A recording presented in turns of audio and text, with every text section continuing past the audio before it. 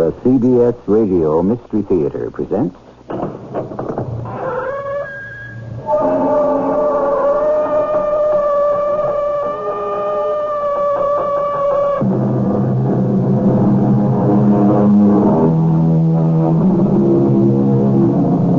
Come in. Welcome. I'm E.G. Marshall. In the great book, we find many references to children. It is written, out of the mouths of babes. We are told, a little child shall lead them. Is it because perhaps the very young have the clearest vision? Unspoiled and unschooled, they turn their eyes toward the truth, as indeed most of us did until we learned such grown-up words as prudence, discretion, and caution, and how to play such grown-up games as don't stick your neck out, don't make waves, don't rock the boat. No, I don't want your money. Who said anything about money? You did. It's in your mind. I'll give her $50,000. That's what you're about to say, isn't it? How do you know I was thinking that? I know. I know everything you're thinking. I know it even before you do. I can see it form and develop in your mind. It's incredible. Yes. Now get out of here before I call the police.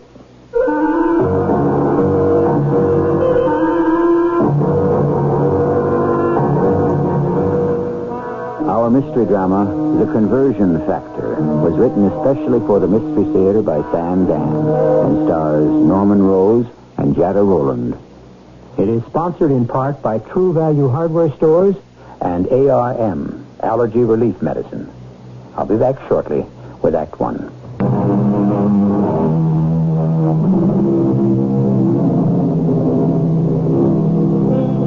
It all depends on how you look at things. Primitive man and woman knew that certain plants and the bark from particular trees had curative properties.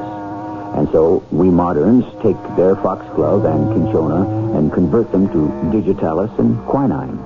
For years, it was felt that moldy cheese could somehow alleviate the infection in wounds. So today, we have antibiotics. And so it goes. We have spent the last 50,000 years developing a science and a technology that becomes ever more complicated. Now, it appears, we shall have to reverse the process. If we wish to survive, we may have to do what Henry David Thoreau advised, which is simplify. Simplify. Here we are at one of those truck stop cafes just off a major highway. The girl taking cash is very young, very slender. She has very large and very deep blue eyes. It's $5.13, Tom. Hey, who told you my name was Tom? That's for me to know and you to find out. Wait, now, how'd you know the check is $5.13? It says so, don't it? No. It only says what I ate. I just added it up. When did you add it up? Just now. But I just handed it to you. When did you have time to add? How much time do you need? Well, I know I need more time than you do. Seems like you don't need no time at all. Well, if you don't believe it's right. Hey, wait, how did you know my name was Tom? It is, ain't it? Now, don't they teach you not to say ain't in high school? I already graduated from high school. Whew. They sure graduate them young these days. How do you know how young I am? Well, how'd you know my name is Tom? That'll be $5.13. You know, I'll be thinking about that every mile of the road. Good night, Darlene. Darlene, you want to take a little break, honey? No, I'll help you clean up, Mama. Yeah. Well, he's a good-looking young fella. I suppose. Darlene, honey, you want to be careful about men in general and truck drivers in particular. I ought to know. I married 3 of them. Yes, Mama. What's the matter, honey? I just wish I had something to be careful about. Oh, what kind of thing is that to say? Well, they don't, any of them, notice me. That is not true. I can tell by the way they talk to you. They like you. What I mean is, they don't notice me as a woman. Ah, well, that'll come. When? I'm already 17. It's really nothing to worry about, baby. Baby. That's what I still am, a baby. And I don't want to go to college. Darlene, How did you know I was thinking of that? Well, you were, weren't you? If this just don't go ahead and beat all. You know, it just come into my mind. I just happened to be thinking to myself, this business is so good, why, I can afford to send my little girl to college. But how did you know I was thinking that? I don't know, Mama. Lots of times it seems I got something on my mind and I want to talk to you about it. Before I can say a word, you bring it up. Or is it just my imagination? I couldn't say. Anyhow, you think about college, honey. Now look over there in the booth by the window. Somebody left something on the bench. I'll get it. It looks like a briefcase, don't it? It's what they call an attaché case. Oh, well, bring it here, hon. Say, now, that's real fine-looking leather. Who could have left it? Is it locked? No, it opens. Oh, wouldn't it be something if there was $1 million inside there? Or diamonds. Now, things like that just don't happen. Oh, don't say that. They happen all the time. In the movies. Oh, I just hope there ain't any drugs in there. There's nothing in here but some papers. That's all? Yes, Mama, that's all. No name, no address? Nothing. It just looks like a dozen sheets of paper. Huh, let me see. Here. And every single one of them seems to be covered with numbers. Oh, and here's some letters scattered around. What are these squiggly and strange-looking things, do you suppose, Darlene? It looks like mathematics. You mean arithmetic? It looks like everything. Arithmetic, algebra, so on and so forth. An expensive-looking case like this, and all you got inside is just some pieces of paper with arithmetic on them? I wish we could return it to the gentleman that left it here. Yeah, well, we'll just hold on to it. I'm sure he'll be by to claim it. Dr. Lanners, come in. Thank you, Mr. Carson. Well, how was the trip? It was all right. Pleasant flight? I didn't fly, I drove. All the way from New Mexico? I needed the time to think.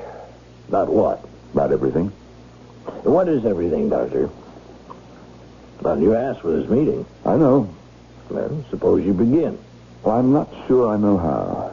Well, let me begin by saying you look terrible. Yes, I'm sure I do.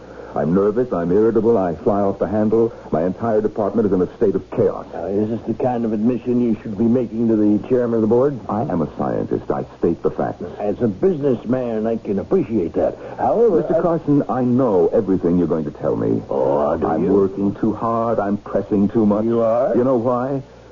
Because I am at the end of the trail. And what does that mean? I have spent 5 years of my life and $20 million of your money. And do you know what I have to show for it all? 12 sheets of paper. Yes, well, to begin with, take a few weeks off, a month, and then... And perhaps see a psychiatrist. No, I didn't say that. But if you think you need one... You're an extremely benevolent employer, Mr. Carson. Now, don't talk that way. I know. Never say die, huh? Right. Don't give up the ship. It may sound cliche and corny. You call it old-fashioned. But it works. Sometimes. I have come to the end of the trail. Then hack out a new one. I can't. Now, why not? Mr. Carson, do you know what research is? Well, I hope so. I pay for enough of it. You blaze a trail through a dark and mysterious jungle. Your tools are the accumulated wisdom of the human race to date. Science. Science is what we have learned, what we know, where we stand. At this moment... Well? At this moment, we do not have the light to penetrate further, or the tools to hack our way deeper. In short, sir, I have run out of knowledge. Go out and buy it. Oh, it doesn't exist. No, you can buy anything. Can you buy Albert Einstein? Mention someone who was alive. I don't know of anyone who's alive today who can do what Einstein did. When he came to the end of knowledge, he was able to go beyond it. How? You know how. He invented an entire new knowledge, a new mathematics. And that's what you need? Exactly. Well, there could be another Einstein out there, somewhere. Of course. But how do we find him? Until we do, and we may never, I've come here to tell you that the present research direction of the company has arrived at a dead end. I see. I came to prepare you. The board of directors will have to be informed. Yes. They will have to be told that Project 119 is still on the drawing board, still in its highly theoretical stages, and is likely to remain there indefinitely. That's the verdict, huh? Yes, sir. As you put it, that's the verdict. Man, we don't have to be hanged. Now, there's a way of presenting these things. It has to do with batting averages, percentages, risk factors. We can certainly survive it. We can even make it look like a positive gain. I am not concerned with that. I am, and you should be. Project 119 was something that I believed in. I should hope so. I spent the better part of my life working on things I hated. The bomb, for instance. You had a duty to your country. Oh, I understand. I know the arguments. I even agree. But the fact is, I was using my knowledge to create havoc, destruction. But Project 119, this was directed at life, not death. Doctor, why don't we go to lunch? I believe in Project 119, and it has been denied to me. It's a promised land, and I'm not being allowed to enter. Is it because I don't have clean hands? Doctor, listen to me. We can get you more time and more money, more resources. But I told you, that is not the problem. This isn't just a temporary setback. Well, then forget it for a while. Maybe you can come back with a fresh approach. Look, let me explain it to you. I have all my notes. Now, you are too close to it. Sometimes you just have to get away from the problem. I want you to understand. No. First, we'll have lunch. But this is more important than lunch. Oh, no, nothing is more important than lunch. But I eat very little. But there is discipline. A self-discipline, Doctor. One does not sacrifice oneself to one's job. Mr. Carson, you don't understand. But I do. You see, you miss lunch and then dinner, then anniversaries, birthdays. And before you know it, you're married to the job. It has become your wife, your children. And because you've given it so much, you expect it to give everything back. But it doesn't. You see, it can't. But this is not what I am talking about. It is. Now, for years, you've been living almost 24 hours a day, 7 days a week in the laboratory. Now, to what end? And for what purpose? Mr. Carson, just let me show you why. You have to learn to relax. Now, what would you like to eat? I have a fantastic chef in my dining room. Miss Brown, tell Pierre I'm having a guest for lunch. It's all here in my attaché case. Thank you. Well, now, Doctor.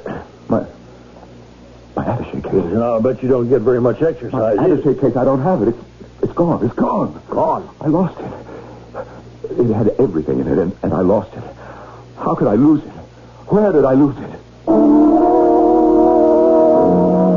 Where did he lose it? We could tell him. But it's a better story if he finds out for himself.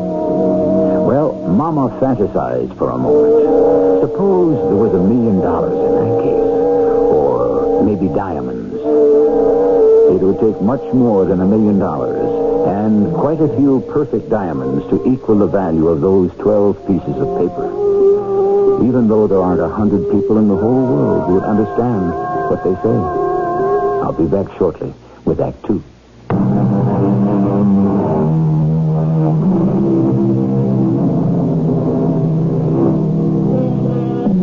We forget because we must, not because we will, so says the poet. I'm afraid he's in conflict with the psychiatrist who insists that we forget because we want to.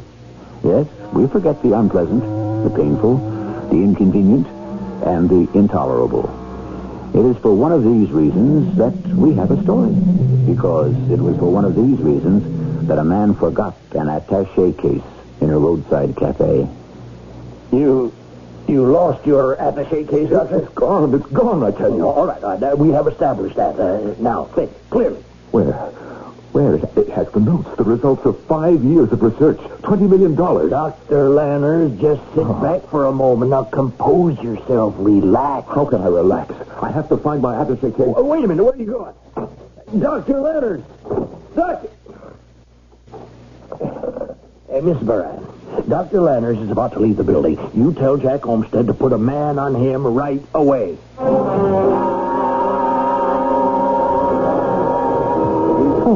Well, now, Darlene, here's my check. $6.40 out of 10. It beats me how you do that and so fast. Oh, wait a minute. You dropped something out of your wallet. Huh? Where? Looks like a picture. It must have fallen down behind my stand here. I'll get it. Oh. Is she a friend of yours? It's my girl, Sarah Jean. And Stacy's pretty? Not particularly.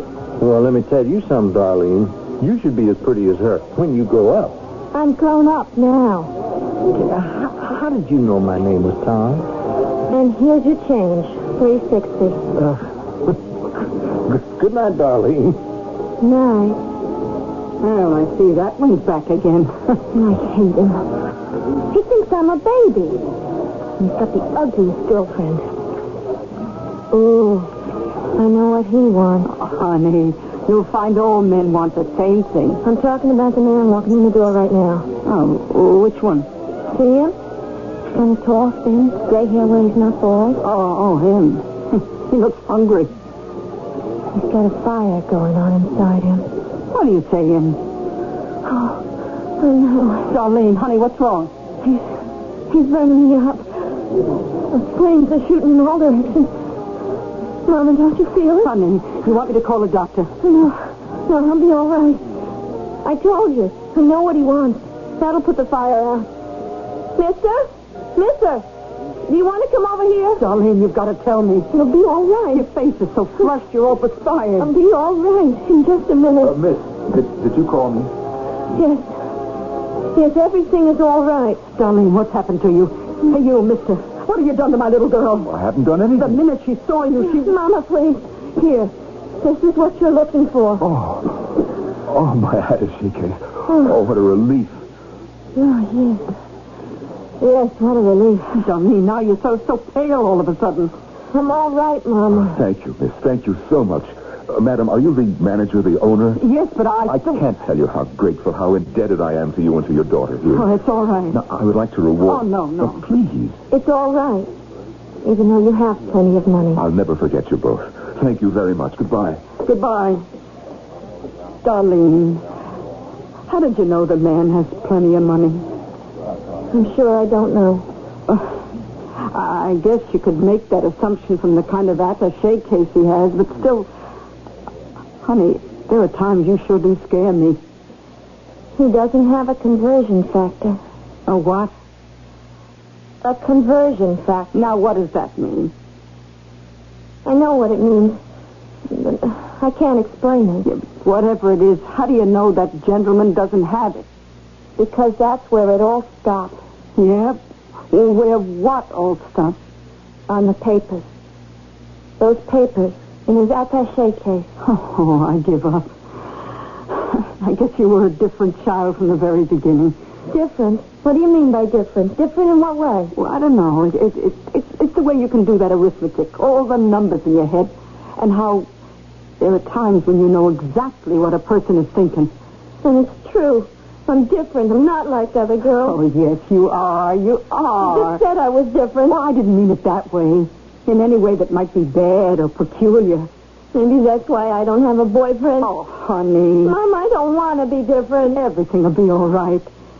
You don't really mean that. I do, child, I do. Then why are you saying to yourself, good Lord, I'm scared. Why is my daughter so different? Why are you saying that, Mama? Darlene, honey, how can you even imagine a thing like that? Well, you're just like any other girl. No, Mama, I'm not. What you're really thinking is she has this problem. Well, I don't see it like a problem. I consider it a gift, a blessing. And that's the reason a boy won't look at her. Really look, because he's scared. Why? Why are you scared, Mama? Now, baby, you've been working very hard and keeping some long hours. Look, you take tonight off and just go to a movie. It would be so nice if some fella asked me.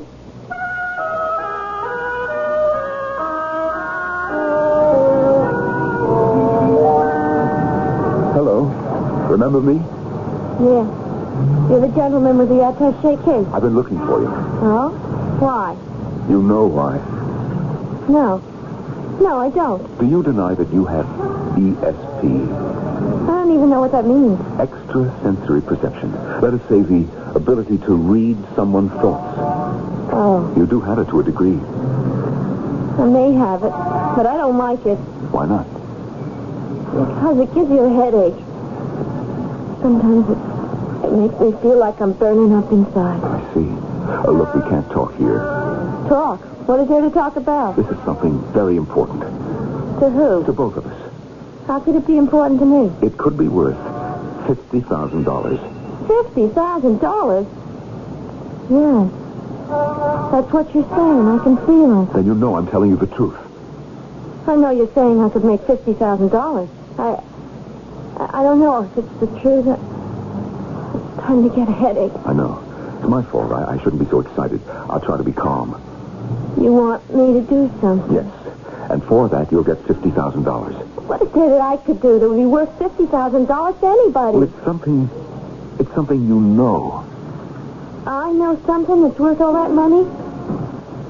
Mister, excuse me saying so, but you're crazy. Darlene, listen to me. No. Please, get away from me. Just listen. Mister, I don't know what you've got in mind, but I don't want any part of it. I'm serious. Just up the block. You can see. It's a police car. Darlene, give me a chance to explain. I'll give you a chance to get out of here. If you don't just walk away, I'm going to call to those police. Mr. Carson? Come in, Miss Moran.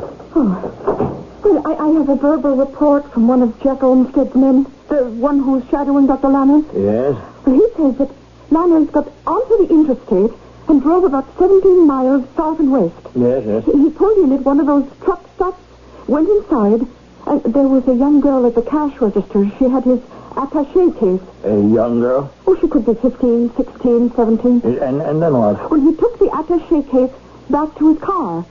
He sat for a while and looked through it, and then he started back to town. Then he suddenly turned around and headed back to the truck stop. Well, why would he do that? When he went inside, Jack's detective must know how to read lips. Lanners asked the girl's mother, who was at the register for the girl. She told him her daughter had gone to a movie in Charlesburg. Well, that's where Dr. Lanners headed. He waited for her to come out of the picture show, and then he accosted her. Accosted? Well, that's the word the detective used. Anyhow, they started talking. He wanted her to do something. Said it would be worth $50,000. Lanners said this? He must have frightened her. She threatened to call the police. And then she just ran away from him. Lanners wants to give a little teenage girl $50,000. Lanners? Well, till today, I would have staked my life on Lanners. Is he still being tailed? Yes, sir. Well, keep it up. 24 hours a day. 7 days a week till we can get to the bottom of it.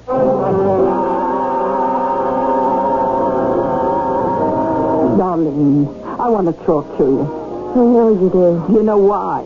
Yes. It's about that thing you had that always lets you know what someone's thinking. It isn't always, Mama. It's only when somebody's very excited and terribly nervous I can feel something. And I don't like it. That gentleman, you know the one. Yes. Well, he wants to give you $50,000. Please, Mama. I'm scared. It won't do any harm to talk to him. Just talk. I don't want to. Honey, he's a highly respectable person. He's a doctor. I don't care. He's not one of them medical doctors, one of them science doctors. Here's his card. Here, see? Frederick Lanners, Ph.D., Chief of Research, Universal Industries. Please, Mama. Universal Industries. Where they make this cash register, the refrigerator, the oven in the kitchen. Even that dress you're wearing, a million things. I'm not interested, Mama. I want to be in love. I want to have a boyfriend. I want to be like other girls. Baby, you're not like other girls. You mean I'm different? You're better. How am I better? But, for instance, this thing you got inside you that lets you know what other people are thinking, that makes your brain work so fast. Please, Mama. Your Aunt Madeline. The crazy one. No. She wasn't crazy. She was? When she was a girl, they said she was crazy. No, honey. No, she was my little sister. I ought to know. You're like your Aunt Madeline. She always knew what folks were thinking. She had this marvelous thing in her head, just like yours. It isn't marvelous. Not if it makes me different. And then one day, it disappeared. This thing she had in her head, this marvelous thing, it just disappeared. It went away. How? She figured it out. Later she told me it was because she fell in love. Love? Yes, real love. What you've got in your head is very strong. There isn't room for both things inside you. That's what Madeline told me. When love came into her being, the other thing, I guess, was driven out. I'd rather be in love. Well, at least have the courtesy to find out what he wants. I'm here only because Mama insisted. Darlene, why do you resist the idea of becoming rich? This $50,000 is only the beginning. Don't get angry. When people get angry, it gives me a headache. Don't you want to make this world a better place to live in? What kind of question is that? Doesn't everybody? No, not everybody, but that's not the point. The fact is, you do. Darlene, I don't even know how to explain it, and I'm guessing, but the fact is, you know how to change the way we're all going to live. Why do you say that? Well, here in my attaché case, all my notes. You opened this case, didn't you? I thought I could find a name to tell me who owned it. It's all right. But then you examined the papers, didn't you? I looked at them, yes. And Darlene, you understand what's written in here, don't you? Yeah. The math, the physics, the levels. Oh, Darlene, it's incredible. How? Where did you learn? Learn? I guess I always knew. Look at the bottom of the last sheet of paper. You made this notation, didn't you? Just something you scribbled down. I don't remember. You wrote these 3 words. No conversion factor. Like I said, I don't remember. No conversion factor. Darlene, what does it mean? What does it mean? Please, you're giving me a headache. Tell me. You must tell me. My head. Tell me. No, go away. Tell me or I'll...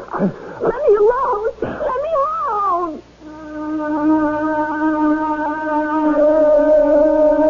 And we shall, for just a few moments. The conversion factor. What is the conversion factor? And what about this teenager who seems to be as familiar with physics as her contemporaries might be with rock stars? And what about this internationally acclaimed scientist who is begging her for guidance? We have considerable ground to cover in Act 3.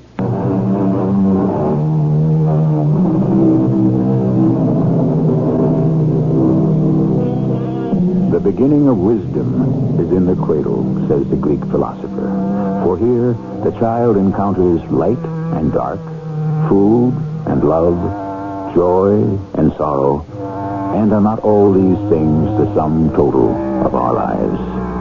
Well, probably. But the question is not really where does wisdom begin, but where does wisdom end, and why? Let me alone. I will. Darlene, I will. Just tell me, please, what is the conversion factor? I can't tell you. Why not? You know what it is. You do, don't you? Yeah? Well, then tell me, please. I don't know how to explain it. All right, do you know why I'm asking? Yeah. Then shouldn't that make a difference to you? Shouldn't that prove that I don't mean you any harm? I know that. What I want is for the good of everyone, everywhere in the world. It's true, isn't it? Yeah. I don't know what to say. We scientists, we have a theory, and we express it in mathematics and physics and chemistry, create a formula to build a machine or a device, but, well, this is different. I know. You, Darlene, you are the personification of my theory. You, a human being. But you are the origin, the genesis. I really wish you would leave me alone. Darlene, this world, it's overworked, it's overtired. And do you know why? Don't shout. You see, we have forgotten the genesis. Do you know what that is? No. It's the sun. I still can't tell you why. The conversion factor, Darlene. Try to explain it, can't you? I told you. I keep telling you. I don't know how. You understand everything that is written in my papers. How? I just do, that's all. Tell me how. Maybe I don't understand it. But you just said that you... I feel it. What? You feel it? Look, when you feel warm, how do you explain warm? How do you explain cold? If you were blind, how could I explain to you what a color was? How could I make you see it? Try try somehow to explain the conversion factor. The conversion factor. Begin by telling me, where did you get the name? I don't know. You made it up, didn't you? Well, you see, you have to make a conversion. Do you understand? But what do you convert? You have to look at things as conversion factors. Well, tell me which things. Any kind of things. You feel thirsty, okay? You don't want to feel thirsty. So, how do you get from feeling thirsty to not feeling thirsty? You drink a glass of water. Yeah. So, water is a conversion factor. But what does this have to do with my notes, with what I'm working on? But there's a pile. Well, it's a source? Yeah, of energy. It exists, but it's locked up. It isn't working for you. Yes. And now you need that conversion factor. But where do I find it? Where? Yes, where? How? How do I express it in a formula? You can't. Oh, Darlene, you must help me. I guess you said it yourself. Just before, you said I was the personification, the genesis. I guess it's all a way of saying that I'm a conversion factor myself. Of course. I know, but how do you do it? I have to keep telling you. I don't know. I just don't know. But inside you is the secret. I don't like the sound of that. Darlene, it's true. And there's something skirting around the edge of your brain. No. Oh, no, it was just a stupid, inane, impossible idea. It was very strong. That's why I felt it. You can't help those crazy things that flit through your mind sometimes. You wanted to kill me? No. After all, what happened when they killed the goose that laid the golden eggs? Darlene, if you were dead, everything vital and alive and important would die with you. Oh, please, Darlene, help me. Darlene, you about through here? Yes, Mama. Well, what do you think of Dr. Lerner's idea? I don't know yet. I can get $50,000 from my company. You hear that? It will be deposited to your account. All you have to do is allow me to study you, analyze you. Without touching her, of course. Well, there may be various testing instruments, such as electrocardiograms and the like. So I'm going to be present at all times. Darlene, what do you say? Now, honey, what can you lose?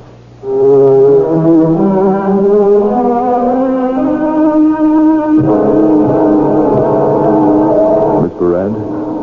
Won't you sit down, Dr. Lerner? Thank you. I received your message, and here I am. Miss Durand, Dr. Lerner, how formal. And yet I know you so very well. Do you? Miss Durand, may I ask the purpose of... You could be in trouble, Dr. Lerner. The kind of trouble you cannot hope to surmount. What's between you and this little teenage girl?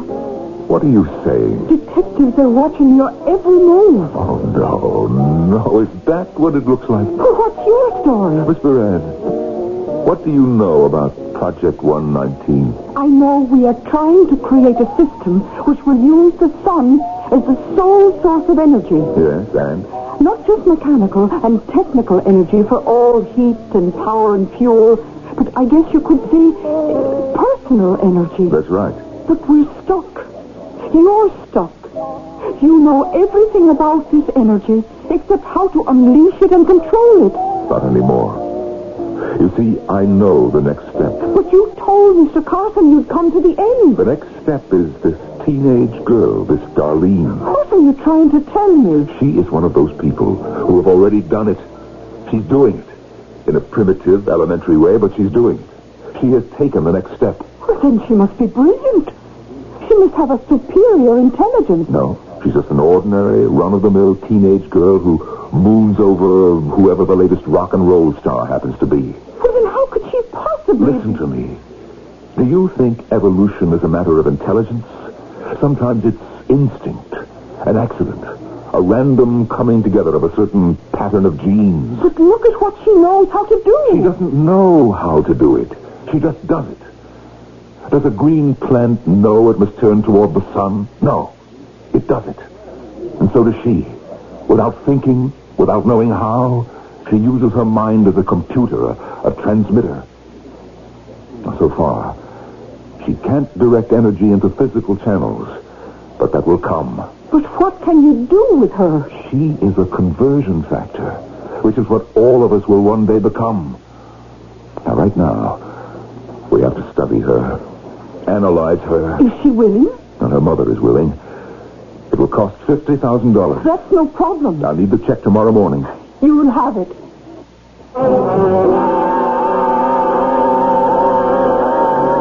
Well, hi there, Darlene. That'll be $2.09.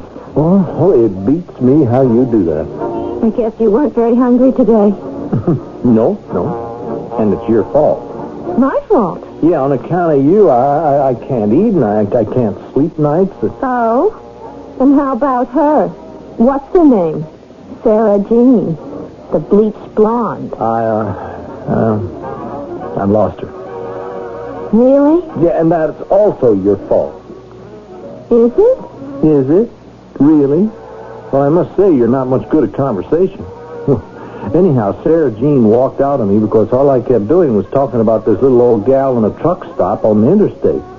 Really? Oh, there you go again. Well, anyhow, Sarah Jean said, if you're so stuck on that hassling... Oh, I'm not a hasslinger. I'm not good enough. I'm only a cashier. But to get back to Sarah Jean, she said, since all you ever do is talk about that Darlene, well, why don't you go out with Darlene? Well, why do you want to go out with me anyhow? You just said I'm not much good at conversation. Well, that's all right with me. I mean, I'd rather do most of the talking myself. If you aren't the most conceited, stuck-up. I know. But you do like me, don't you? Say, could you excuse us, Tom? Oh, why? Well, sure, Miss Wilson. Well, I got to be rolling along anyhow. See you later, Darlene. Goodbye, Tom. Darlene, are you in love with him? I don't know. Oh, honey, don't do it. I like him. I like him a lot. Darlene, look at me. Look at your mama. I've never been anywhere. I never did anything. I never became anybody. I think you're somebody. Just look at the women in here and in the supermarkets and in the neighborhood. Women worn out with working and children. What are you trying to tell me? Here, honey, in this magazine. Look at these women. Rich, stylish, smart. These women, they write books, they talk on the TV, they do things. Honey, you can be one of these women. I don't know. Or would you rather be with Tom? I feel so good when I'm with Tom. How long will it last? You poor baby. What am I asking you to do? To look ahead? It's beyond me to explain it and beyond you to understand it. But you have explained it, and I do understand it. Honey, this gift you got, this ability, this power, it was like your Aunt Madeline. The minute she fell in love, was gone. Mama, please. Don't feel so bad. Love changes something inside you. It makes you different somehow. Why should that be? The inside of a person, his heart, his mind, his soul, is a mystery. Why some of us are made one way and others another, who can figure it out? Oh, honey, we've had enough poor women in this family. You be rich. You be famous. Mama? How do you know if you're in love? Oh, well, you feel good. Yeah. You feel warm and happy. Oh, Mama. And you just glow and tingle all over. Oh, what a beautiful world it is. Then I'm in love. I feel so different. So wonderful. Honey, think what you're giving up. I'm in love. I'm somebody new. Somebody else. Darlene, oh my goodness, here comes Dr. Lannis and another gentleman. Mr. Carsons, this is Darlene and her mother. Ladies, may I present Mr. Carsons, chairman of the board of Universal Industries? Well, I'm so happy to meet you both. Darlene, you are about to become one of the most important human beings in the world. But of course, you already knew that thought was in my mind. No. No, sir, I didn't. But I thought you had ESP. I guess I did. But now, I don't seem to have it anymore.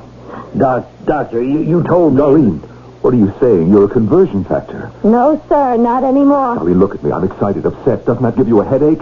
Not anymore, I'm sorry. I can't help. Not now. Doctor, what is happening here? What's happened to Darlene? She's not the same girl. No, I guess she's not. Excuse me, please. I have to tell him something. Tom! Wait a minute! What's happened to her? Just look out the window, huh? You see that young fella? He's what's happened to her. Would you mind explaining? That is, if you really know how Gentlemen, there was this marvelous gift she had. She had? And there was love. She couldn't accommodate both of them. She had to choose.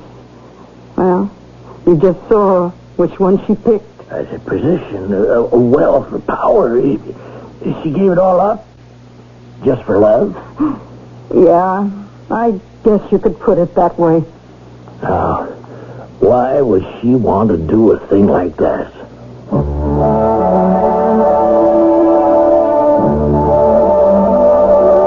Why? If only we knew. What we do know is that the ladies used to do it all the time, and still do, even in these days of liberation. And men, too. How many young men have given up dreams of glory to settle for humdrum jobs to support a wife and kids? They say love is blind, but love also blinds. I shall return shortly.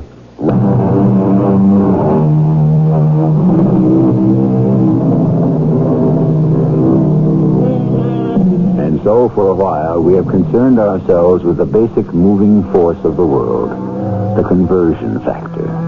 It's what makes the world turn, or churn, for better or worse. And as you have seen, anyone in the proper place at the right time becomes a conversion factor. In our story, it was a young truck driver named Tom who happened to smile at a girl behind a cash register, and for all we know, may have thereby prevented a great leap forward in science. That's our story. In your story, you are the conversion factor. What have you been converting lately? Our cast included Norman Rose, Jada Rowland, Bryna Rayburn, and Earl Hammond. The entire production was under the direction of Hyman Brown. And now, a preview of our next tale. Now, these gems, do you generally keep them here in your apartment in a jewel box on your dresser? No, I usually have them in the vault. Except tonight, I was at a formal dinner, and I thought I would... Do you mind if I use the telephone? No, I don't mind. Thank you. Is it possible he could have seen me and followed me home? I understand jewel thieves. Scout, is that the word? Places where wealthy people go. Excuse me. This is Lieutenant Severio. I'm at the Patterson place. Yeah. Oh, he got away with a few nice things. The M.O. fits our old friend, the cat burglar. Yeah, the one who can climb up and down the walls. The cat burglar? Yeah, Jerry. I think he can chalk up another one. This is E.G. Marshall inviting you to return to our Mystery Theater for another adventure in the macabre. Until next time, pleasant dreams.